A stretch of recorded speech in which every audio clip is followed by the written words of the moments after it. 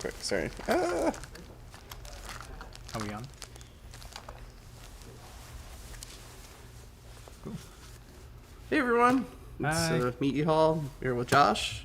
Doing kind of a impromptu Halloween stream today.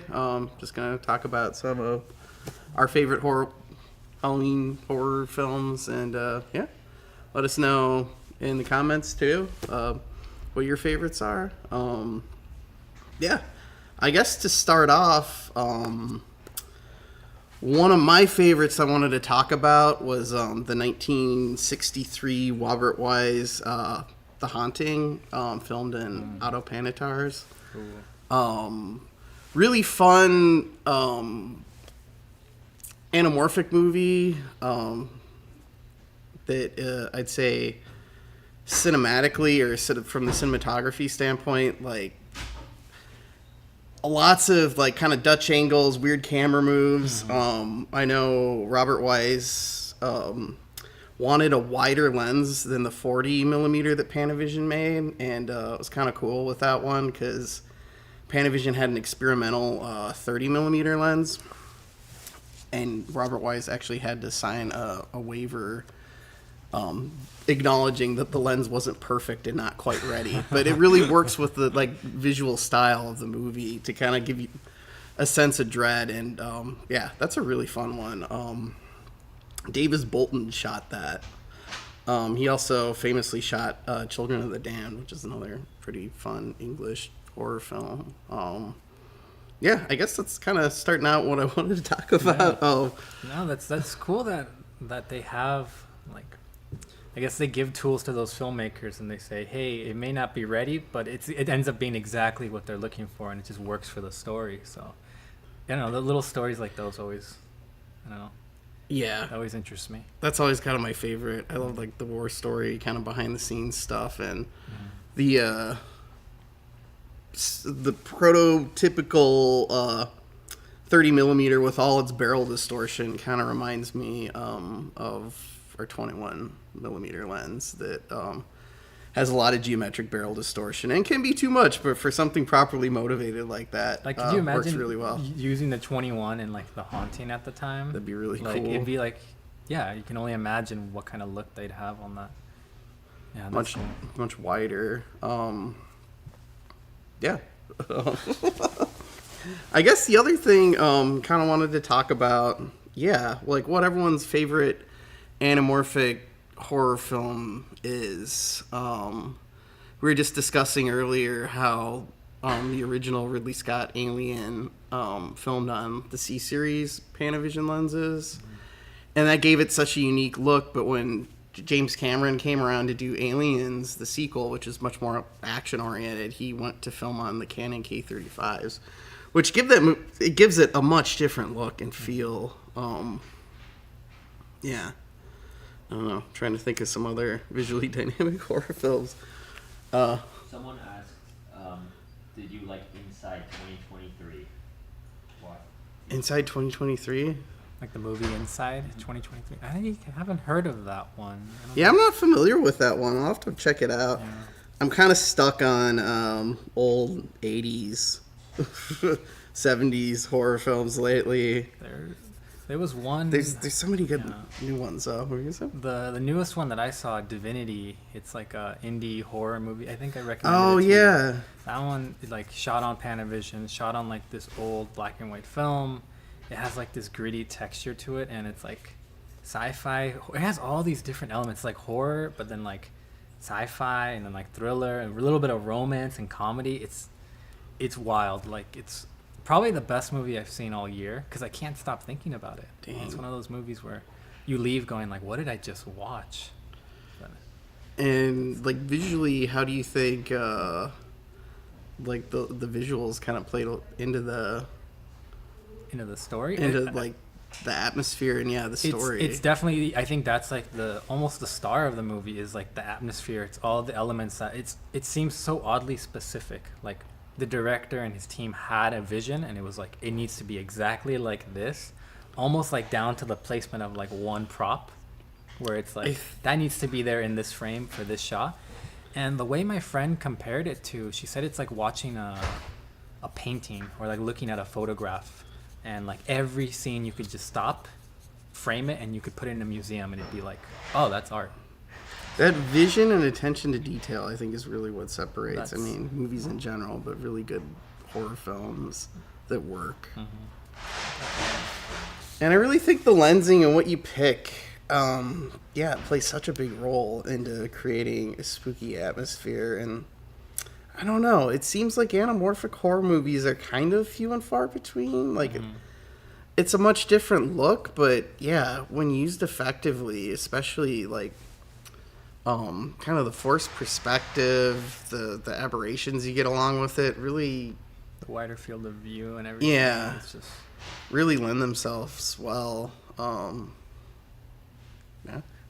it's interesting because I think we talked about at one point, like, shooting anamorphic indoors is like something you really typically don't want to do because you want to take advantage of that wide field of view. So you want to get those landscape shots, you want to get those aerial shots, you want just wider. So when you have a movie like Scream that's, taking place in like a house in the suburb area, it's like, again, it's like how effective you use it. It's Just that Wow. first scene, we're talking to Mark Irwin about the intro scene in our last stream, which is that whole interview's on YouTube on our page, but how that first scene, the camera just stays with Drew Yeah. the entire time. We don't see the world outside of that. It's just her. I mean, yeah. if we look outside, we're looking at it through her perspective, and I think that was a really effective way of using anamorphic lenses in shooting inside of a house. Because then after that, he brought up the fact that it lent itself really well because there were so many shots of groups of people. Like, they're all in the house at the party together. Yeah. You're fitting Yeah, it all the makes sense, characters yeah. in the frame. But you can really isolate a character and, make them kind of lonely in that frame. And then, creep some spooky stuff into the edge, too.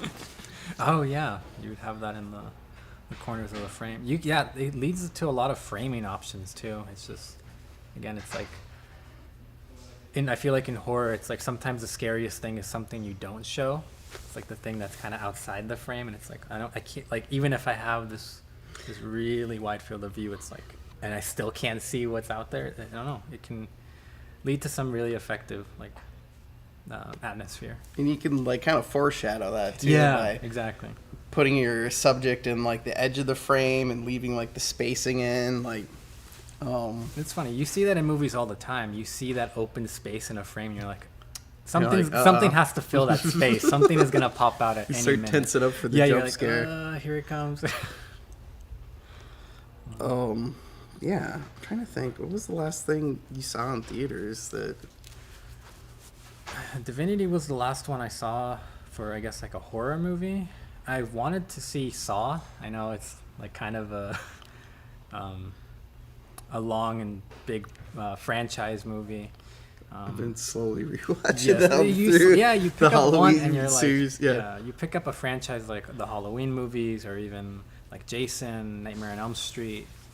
Saw, I've just wanted to get back in like the horror spirit, so wanting to see Saw. I do want to check out the new Five Nights at Freddy's. I want to take my little brother to see that. Oh, yeah. That'd be a good time. Probably tonight. We'll been- see. Yeah, Yeah, I've been hearing exactly, good things yeah. about it. I mean, I don't know, but... I wonder how many people would dress up tonight. What's that? Is that PG? I'm not sure. I feel like it might be PG-13, but Okay. I doubt it's rated R. Like, they would lose so much.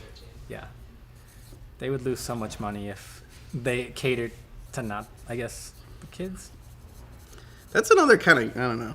It's not a good kids point movie, with- but it's like a kids. It's not even a kid. I don't know how to describe Five Nights at Freddy's anymore. Young adults, it used to. maybe? Yeah. With kids sneaking into it, Yeah, like it it's was kind of like like that. stuff that's made for an older demographic always kind of becomes like the younger demographics. But It started off scary, and it was like a big trend. And people kind of got on board, and once you have enough people on board for like some kind of brand or some kind of product, it's no longer as scary, I guess. yeah, they put through a lot of games. Have you ever played any of them? I played the first one. with my cousins. All my cousins, they played all the Five Nights at Freddy's games, and they were able to beat it in like minutes. And I'm like, Oh, wow. they ruined the game for me. I'm like, okay, Did you ever play that Slenderman game? it did. You used to play that with headphones in the dark, and then I remember this like guy grabbed me and shook me to the ground, and I remember screaming, and my dog just walked out, so confused. Surprised they haven't done that one yet, but yeah. Do you guys have ghost stories? Ghost Oh, stories. boy. Man, we need like haunted cruise stories. Oh yeah. I don't. So I live in an apartment built in the 30s for Warner Brothers contract actors, and it's just got kind of an overall spooky vibe. Whenever like people stay over, they always Eerie. say it's creepy. Oh man. So I don't know. Beyond that, I don't know if I have any like scary stories Scary stories. or like ghost stories. I don't know. Someone asked, "What's your thoughts on Talk to Me?" Dude, I still haven't seen that yet. We gotta bring DeSalle in. Oh yeah, DeSalle. I know DeSalle loves that movie, right? That was A24, right? Yeah. A24 has been doing a lot of interesting horror films. Yeah, sorry. That's kind of lame. I don't know. That's another. Yeah. To be that's decided one. for another live Yeah, for stream. another for next year's live stream. Do you guys know about the lenses Midsummer was shot on? I don't. Yeah. Should I like sneak it? Yeah, yeah, yeah. Yeah. Come on in. Yeah. So this one's kind of a weird throwback, I guess. But when Midsummer came out, I was like, what the hell did they shoot this on? Because there's just something weird about it, right? It's all this daylight stuff, but Yeah, bro. so I looked it up and they used detuned master primes. Oh, wow. I don't even know if they were detuned. They might have been straight up defective. But you can really see it around the corners of the image. There's this kind of swirl and this blurriness to it, but you still have this like really nice sharpness in the center. So that's something, I don't know. I kind of. Speaking of horror lenses Yeah, and everything. I'm thinking of like the scene when she takes it's acid, right? I think, and it's like she's just sitting in the field, and I remember like seeing like the corners of the frame being like Yeah. really swirly, and I was like, I can't tell. Like this was back then. I didn't know much about lenses, but you like part of me thought, oh, maybe they like did something in post. Naturally, you'd be like, Mhm. oh, it's probably like CGI or something. Yeah, Then no, I rewatching think that it. was just Airy Rentals straight up screwing with the lens. Oh, I want to like look more into that. Yeah, That's really definitely interesting. check it out. That one's a cool. I'll get back to the behind the camera Yeah, now. thank you. Bye. Reed. Well, that's kind of a like cool the fact. perfect. I don't know. Yeah, just Midsommar. how photography influences like the spooky atmosphere and storytelling. Mm-hmm. Speaking of Ari Aster, I'm curious to know what people thought of Beau is Afraid. I saw that on my flight to Korea, or Yeah. on my way back, and it's a crazy movie. It's not really horror, but I I always guess forget that was him. Yeah. Yeah. Beth loved that one. that's a movie, again, like you see like movies like Hereditary, and then you see Midsommar, and then you have this. I'm curious to know what people think in the comments of Beau is Afraid. Does it line up with the others? Is it a kind of... I don't know if I want Letdown? to say this on the internet, but well, I don't think it matters. But I'm not a huge Joaquin Phoenix fan. Whoa. So yeah, I watched that. I was just like, or I saw the trailer. I was like, not for me. Yeah. But that being said, it could be good. I mean, I could get past yeah, that. yeah, Signs. Yeah, That's a he great has one. good. He has good roles. What's the one? Fuck. He did. He's really good at. Does it Walk the Line? I like. Was it 8mm? He's pretty good in that. Remember that Nicolas Cage one where he finds the snuff movie in the vault? Where he's like, oh.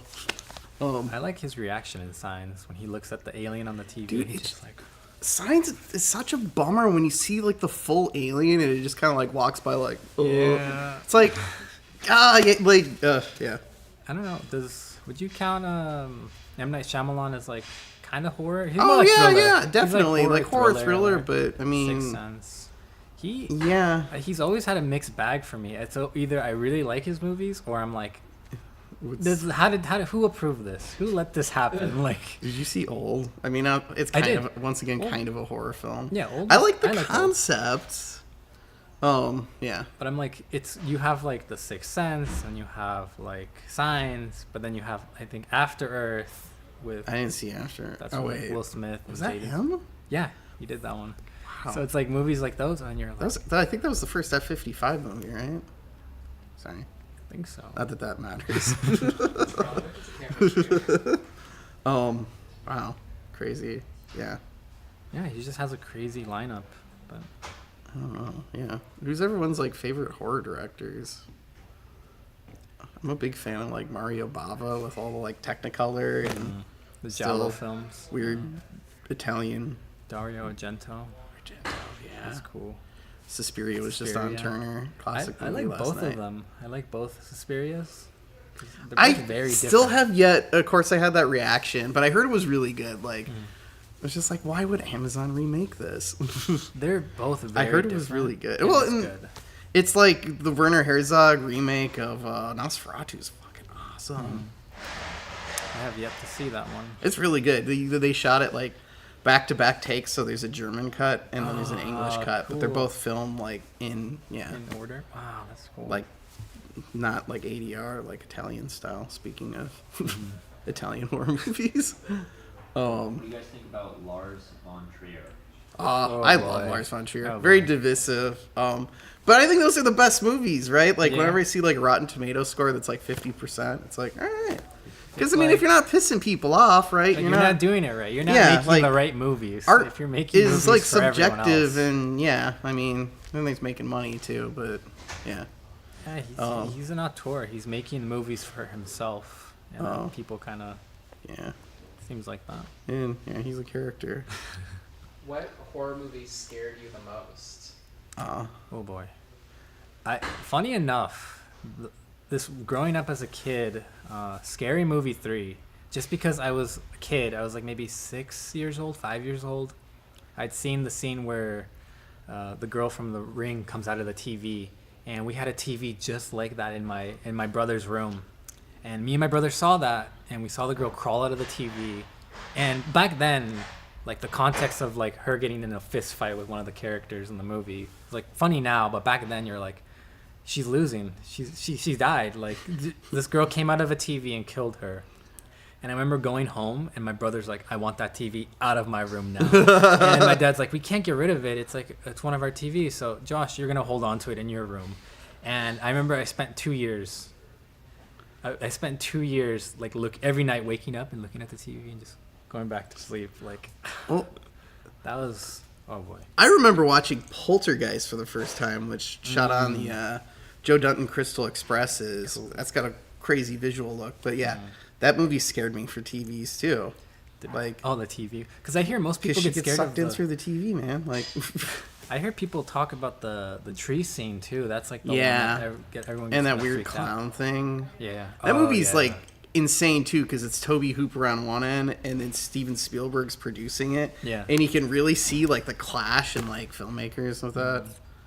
For me, watching the original Candyman as a kid Candyman. scared the crap out of me. And that's another one, like the cinematography, Philip Glass's like droning score, and it's just like overhead shots of Cabrini Green in Chicago, the project buildings. Yeah. Man, I love that one. And then the other one was this Stepfather, about this dude that marries into families and then murders them. Yeah, I had a stepdad in the 90s. That movie scared me. Do you want to talk about The Gate? That is one. Oh, movie- did you watch The Gate? I did not get to watch The Gate. I will watch it tonight. Yeah, watch The but Gate. Yeah, before it's too late. yeah, before it's too late. Um, I think I wanted to say that was Steven Dorff's first movie because he's a little kid in it. But there's a TV movie called Do You Know the Muffin Man that Mark Irwin actually shot. That is off the wall crazy. It's like it's a made for TV movie about like Satanists running daycares. There was like a big craze in the 80s. Called It's nuts. do you know the? Do you know the Muffin Man? I have the That's such a UK weird DVD title for it. I bought on clearance. It's yeah. I don't know if that's a horror film or a curiosity. But yeah. The Gate. The Gate, that is one. It's like a kids horror film. I know some of the peeps out there The real have seen ones, it, and I it's know. got really good. Like the effects are great. It's seen- aged terribly. I mean, it's aged great, but it's bizarre. Like just putting these kids in these situations. I'm picturing like the scene of him kind of going down the tunnel, like or like I seen Yeah. the trailer, but he goes down like the. Some of the effects are cool. Like It's awesome. Like, Yeah. you really see the work put into that movie. But then, yeah. But then you're like, these are children. These And are then kids, it's yeah. funny because it's Steven Dorff, like the head vampire in Blade, and you're like, oh, well, this is what messed him up. That's a great movie, Blade. Blade, oh yeah. Yeah. So, I don't know. Do we have any other questions? Any questions? Darius said, "What a good group of folks y'all got." And he said, "Are you the Ice King for Adventure Time?" Oh heck yeah! Thanks, Yeah. Darius. Yeah, I was gonna come on and talk about kidnapping and Princesses. princesses, but I was told that wouldn't be appropriate. So Last question: have you guys seen Kevin Smith's film Red State? I still haven't seen Red State, but I need to watch that. But I have seen Tusk. Tusk is, And oh man. Tusk is Is crazy. a crazy movie. And I love yeah. Michael Parks. Rest in Yeah. peace. Rest in peace. Justin Long seems to always get in really crazy movies lately. Yeah, and when he showed up in Such a great Barbarian, guy. it was so great. In Barbarian, yeah. Yeah, it was just like, huh? This movie pivoted. Yeah. Cool. Cool. All right. So, Well, thank you for Thank you, everyone, everyone. participating. Hope you guys all have a happy, safe Halloween and watch some good horror films. We'll catch you next week. bye guys.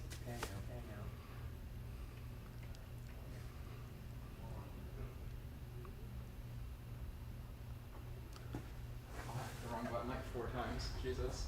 Okay. Should I